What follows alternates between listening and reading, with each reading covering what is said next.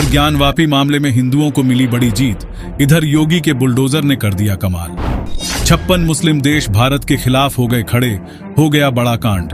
मुसलमानों ने ठानी भारत को मुस्लिम देश बनाने की कसम, कहा पंडित धीरेन्द्र शास्त्री से क्या योगी से भी लेंगे बदला।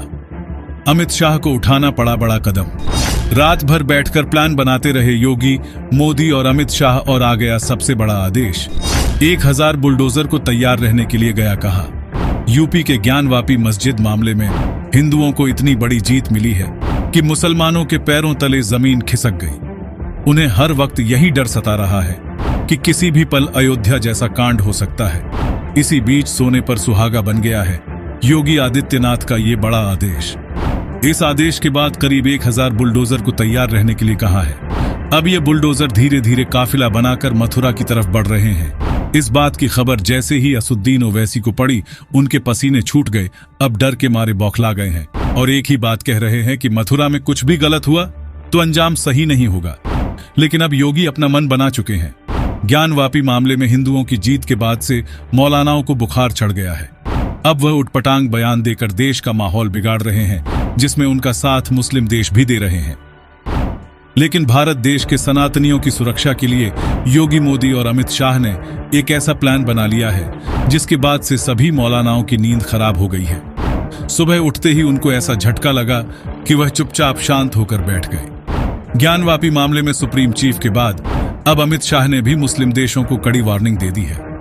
इतना ही नहीं, अब अयोध्या काशी के बाद मथुरा का नंबर है। मथुरा को बदलने के लिए मोदी योगी ने पूरा प्लान तैयार कर लिया है।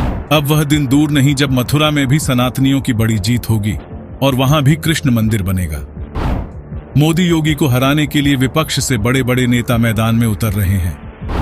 यह सभी सनातनी और हिंदू धर्म को चोट देने का प्लान बना रहे हैं। लेकिन मोदी और योगी भी कम नहीं, दोनों ने ही इन सब की बैंड बजाने की कसम ले ली है। इसी बीच मुस्लिम देश भारत के खिलाफ साजिश रच रही है। वह प्लान बना रहे हैं कि मोदी को किसी भी तरह से दोबारा सत्ता में न आने दिया जाए। यही वजह है कि अमित शाह ने बॉर्डर पर चौकसी बढ़ा दी है।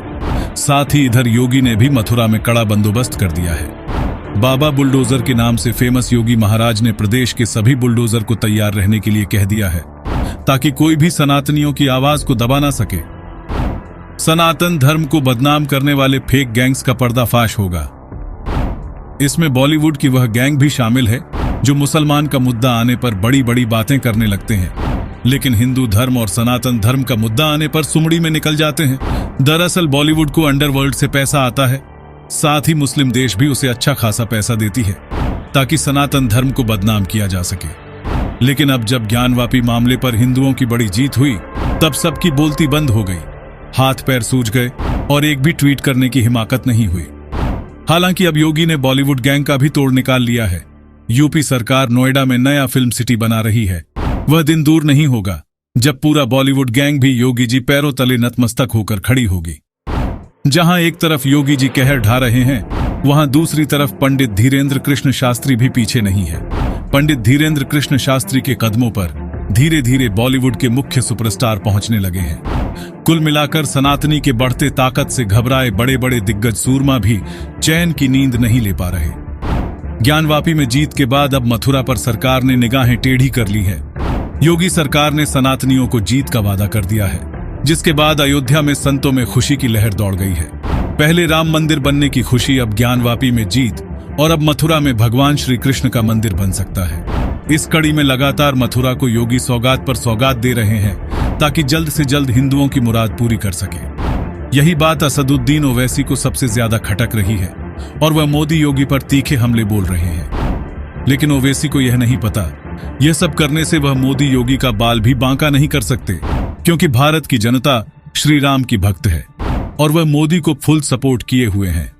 आने वाले लोकसभा चुनाव में जब मोदी सिंहासन में दोबारा बैठेंगे, तब मुस्लिम देश और ओवैसी की बोलती बंद हो जाएगी।